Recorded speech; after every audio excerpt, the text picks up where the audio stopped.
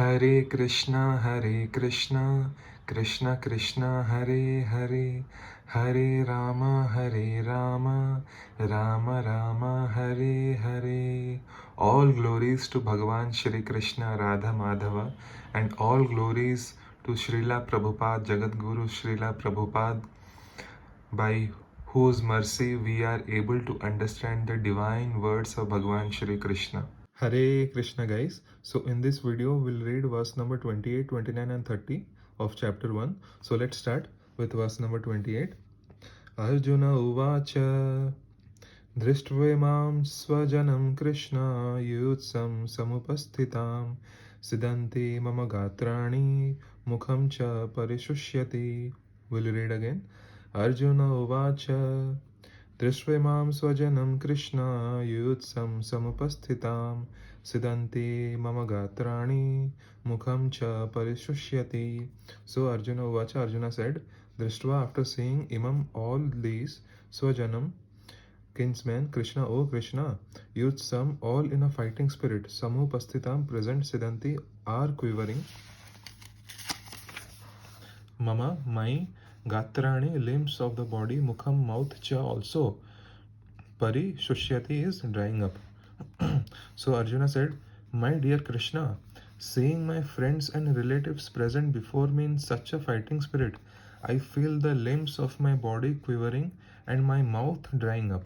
So purport given by His Grace, any man who has genuine devotion to the Lord has all the good qualities which are found in godly persons or in the demigods, whereas the non-devotee, however advanced he may be in material qualifications by education and culture, lacks in godly qualities.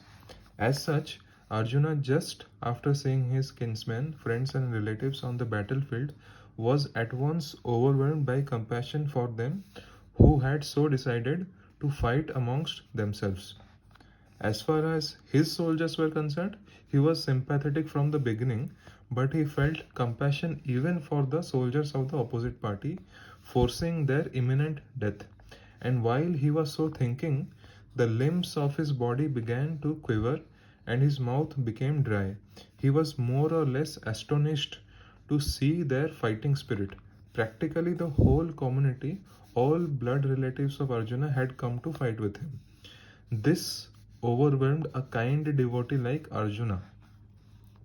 Although it is mentioned here, still one can easily imagine, although it is not mentioned here, still one can easily imagine that not only were Arjuna's bodily limbs quivering and his mouth drying up, but he was also crying out of compassion. Such symptoms in Arjuna were not due to weakness, but to his soft heartedness, a characteristic of a pure devotee. Right? This is the characteristic of a pure devotee of the Lord. It is said, therefore, यस्यस्ते भक्तिर्भगवते अकिंचन सर्वैर्गुणैस्तत्र समासते सुरः हरभ भक्तस्य कुतो महद्गुणा मनोरथे नासति धावतो बहि. Right? So we'll read again. यस्यस्ते भक्तिर्भगवते अकिंचन सर्वैर्गुणैस्तत्र समासते सुरः हरवा भक्तस्य कुतो महद्गुणा मनोरथे नासति धावतो बहि. So one who has unflinching devotion for the personality of Godhead, right, has all the good qualities of the demigods, but one who is not a devotee of the Lord has only material qualifications that are of little value, right? This is because he is hovering on the mental plane and is certain to be attracted by the glaring material energy, right? So we'll move to verse number 29.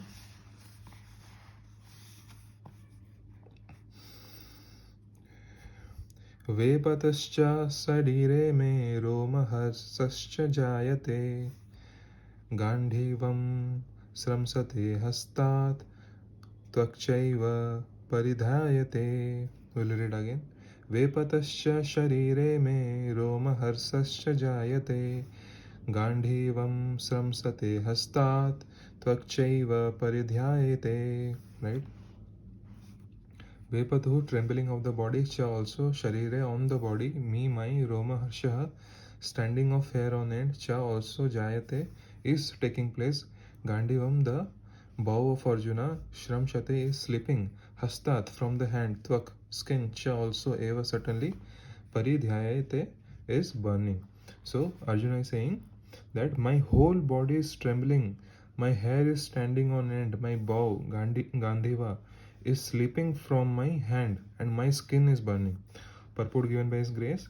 There are two kinds of trembling of the body and two kinds of standings of the hair on end. Such phenomena occur either in great spiritual ecstasy or out of great fear under material conditions. There is no fear in transcendental realization, right?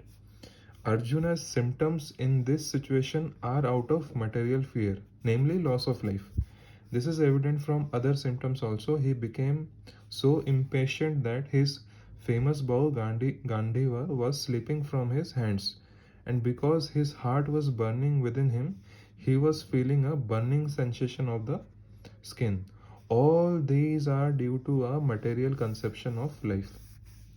So guys, we'll move to verse number 30. Right? The verse goes like this. न च शक्नोम्यवस्थातुं भ्रमातीव च मे मनः निमित्तानि च पश्यामि विपरीतानि केशवः Keshav. We'll read again. न च शक्नोम्यवस्थातुं भ्रमतीव च मे मनः निमित्तानि च पश्यामि विपरीतानि Keshav. Right? Na nor cha also saknomi am I able avasthatum to stay bhramati forgetting iva as cha and me my manaha mind nimittani causes cha also pashyami I see viparitani just the opposite Keshava, O killer of the demon Keshi, Krishna. So Arjuna says to Krishna, I am now unable to stand here any longer. I am forgetting myself and my mind is reeling. I see only causes of misfortune, O Krishna, killer of the Kesi demon. So purport given by His grace. Due to his impatience, Arjuna was unable to stay on the battlefield and he was forgetting himself on account of this weakness of his mind. Right? Excessive attachment for material things puts a man in such a bewildering condition of existence. Bhayam dvitiya bhinive satah swat means such fearfulness and loss of mental equilibrium takes place in persons who are too affected by material conditions, right? Arjuna envisioned only painful reverses in the battlefield. He would not be happy even by gaining victory over the foe. The words Nimitani Viparitani are significant. When a man sees only frustration in his expectations, he thinks, why am I here? Right? Everyone is interested in himself and his own welfare. No one is interested in the supreme self. Right?